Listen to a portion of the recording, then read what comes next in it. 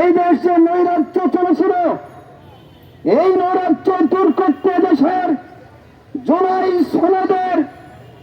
জুলাই সনদের স্বীকৃতি বাস্তবায়ন করার জন্য আইন ভিত্তিক গ্রহণযোগ্য সমাধান করার জন্য আমাদের আবার রাজপথে নামতে হতেছে।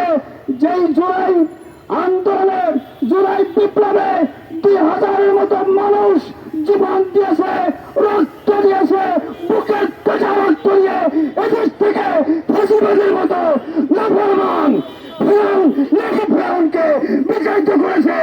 আমার এই দেশে আবার একটা গৃহযুদ্ধ শুরু হওয়ার মতো পরিবেশ তৈরি করতে চায় তারা।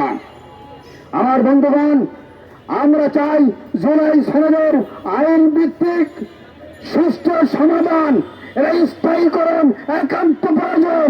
যদি তা না হয়, এখন যদি এই সমাধান না হয়, তাহলে এর পরবর্তীতে এই সমাধান করা আদৌ সম্ভব হবে বলে মনে হয় না। অতএব আমরা এজন্য সবাই ঐক্যমত এককভাবে আমরা সকলকে দাবি জানাই, আসুন আমরা জুলাই সমাজের আইন ভিত্তিক সুষ্ঠু সমাধান, স্থায়ী সমাধানের জন্য আমরা রাজপথে নেমেছি।